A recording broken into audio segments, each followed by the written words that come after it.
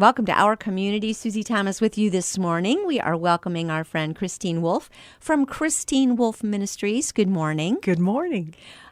You've got so many irons in the fire. I barely know where to begin, but you're here today because we've got a wonderful conference coming up, the Fierce Empower, Equip, Engage, coming up in exactly a month, October 21st. Yes. So yes. I'm going to let you go. Just tell us all about it. First of all, Fierce. Where did you come up with that name?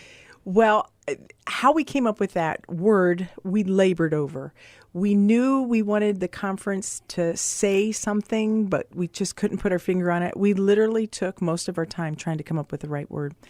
We knew the surrounding parts of it. It came together and flew out of this verse that is 2 Timothy 1:7. For God did not give us a spirit of fear, but of power and of love and a sound mind. And I think a lot of women are looking for that empowerment.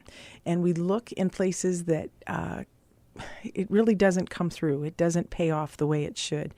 And Jesus has told us that he has given us all authority and power, and we are seated with him in heavenly places. And that is what we need to really focus on. Is this an issue that women really struggle with? I seem to think of many women in my life who are most motivated by fear. They'll go a certain direction because of fear of the other direction. And they almost seem to be like, I think of little bumper balls, or bumper bowling, that you go there because you're afraid to go here, afraid to go there. And that's what's motivating you more than anything. And it seems to be a woman's issue, is it? Oh, Susie, I have to tell you, we offer workshops at this Fierce conference, and one of the workshops is by a gal her name is Gail Pavlica, and she has her PhD, and her topic that she'll be talking on is understanding emotional responses, anxiety, worry, and stress. We are seeing young girls as young as 4th grade being treated for anxiety and fear. How is that possible? Well, what's interesting is that this generation that we're talking about, let's say 8th grade to about 10th grade, they will never have known a world without social media. Oh, right. You and I, we just knew what it was like not to be picked for the soccer team or right. whatever, the play, and that was our greatest hardship. These young girls are looking at a perfection that's out there that is totally unattainable. Only the best is being displayed. And it causes such deep angst within themselves and anxiety, never measuring up, fear of failure, and the drive for perfection. So we always kid that people's Facebooks are their highlight reel. Yeah, nobody shows their sink full of dirty dishes and diapers piled up. You don't show that part of your day. But girls as young as 4th grade are on social media. Is that too soon? Is that maybe not a good idea to allow children that young? Because, then suddenly, what's worse than comparison? And what does social media, for all of the good things, there's a lot of bad with it as well when we start to use it for comparison. Well, not necessarily just social media, but they will grow into that, and that's where it's at. That's the new soda shop, if you will. That's their cyber world. Right. But even just having a mobile device, right, with the ability to catch things at any given moment, on any given circumstance, to send pictures, to see things, just what's being projected. And it's the new magazine. You look at when I was growing up, it was the 17 magazine, right? And it's like, here's the latest fashion, here it is. It's just, as soon as you get it, you're already out of date. It's just, you can't keep up. I know models, and they say, pay no attention to what I look like in that magazine. I don't even look like that. Exactly. Don't feel bad that you don't look like that. That's a picture of me, and I don't look like that. Exactly. And so what happens is this power, this confidence is what we're looking for, hope, the fear of making a mistake. And so life happens, and lo and behold, you make mistake. You're not perfect. And now you have to live with the shame of that. And so you are living in the choices that you have made, and you feel hopeless. And God comes in and goes, look, I didn't give you that. I gave you a spirit of love and power and sound mind. And that's what this conference is about, is equipping women. Like, one of the other things that's in there is a girl from Columbus that's coming up. Her name is Katie Hurdit. She has her master's degree in drug addiction. Now, we all know in Stark County, there's a huge opiate problem. It's the worst. And it's affecting lots of families. And we need to have some hope about how to get through and tackle this. This is one of the workshops we're offering. So what are they saying? Let's give a sneak preview. What are they saying is the answer to that? I mean, you know what it is, and I know what it is. What are they saying that we should be able to do in the lives of our children and young women and older women so that we're not motivated so much by fear, but that we do claim and receive that sound mind we've been given, not the spirit of fear, but of a sound mind. Because at the base of that, what this is dealing with fruit. All right. So however we deal with the root is going to produce the fruit. So we need to get at the root. And the root is we all desire to be accepted, loved, and that comes straight from the cross, that God so loved us that he gave his only son. And so the overarching theme of Fierce is to totally grasp, receive his great love for us. Whenever I speak, I will ask God, what do you want me to say? Over and over and over and over again. Tell them how much I love them. Yeah. Well, we're inoculated with that. And the longest journey is 18 inches. They know it. But when I speak... Well, and as you say that, show what you're pointing to. My head and my heart. Yes. That's 18 inches. Yeah. So we know it, but we have to receive it.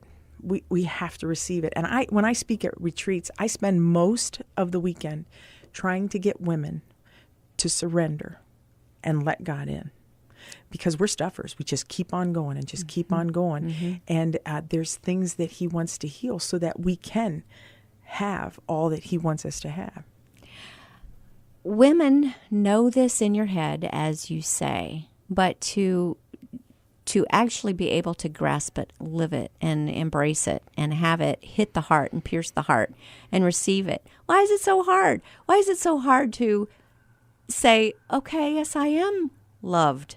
That's hard that is very hard for some people to actually receive that kind of unconditional agape cherishing. Well, it's different for different women. Some women have had such a unhealthy upbringing that to say that God is your heavenly Father, they because of the poor example they've been given, so it has to be redefined on what that looks like. Others have had a great upbringing, and their father is a good dad and loves them, but we tend to think that's all the further God is, and God is so much more even than that. But another really kind of ugly thing is pride, believe it or not. We think that our sin is greater than his ability to forgive and love us. So God can forgive everybody except me because I'm the one who did that thing that just couldn't possibly be forgiven. And so you have to surrender to the love of Jesus Christ. And when you receive that, when he came up out of the grave, he had our freedom in his hands. And we tend to believe it for everyone else, but not for ourselves. So there's a song out there. It's kind of our theme song, Your Love is Fierce. It's like a tidal wave. It just keeps on coming. Yeah. Recently, I went on a vacation, and I loved sitting at the tide, where the tide came in. I could feel it on my skin. I could smell the salty air, and I could hear it. And it was just a constant rolling in. And his love is like that.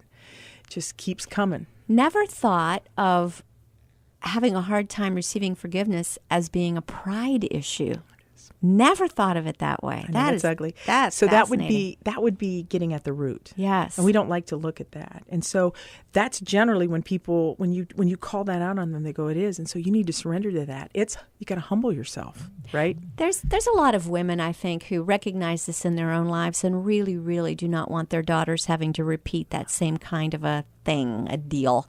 And what kind of an environment then? How do we create that kind of environment for the next generation to feel loved and cherished and cared for? How do we do that? By example. By example. The way they learned it is the way they'll unlearn it. So just to say, to the young woman, this is a wonderful event for a mother-daughter thing. We have a girl coming up. Her name is Kendra Schwartz. She actually works with Proverbs 31 Ministries. I'm sure you're familiar with that. Yes. And her topic is the single struggle is real. And she's going to talk about what the trend of the world says about being single and what the truth of the word says about being single and embracing that. The Lord had called her to not date for a year at age 23. And she's like, you've got to be kidding.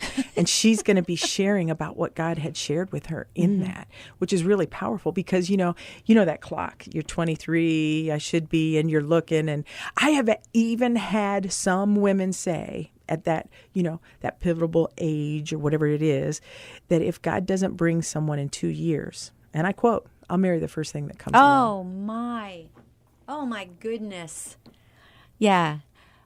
Just let's get this out there. Absolutely everybody can be engaged. Everybody can be married. Be picky, everybody. Get picky. It's, and I think, take this into the fast forward. Is that even why you see maybe sometimes in midlife, where the midlife crisis and that suddenly someone's paying attention to them? Absolutely anybody. It does not make you special to have an affair. It makes you special not to.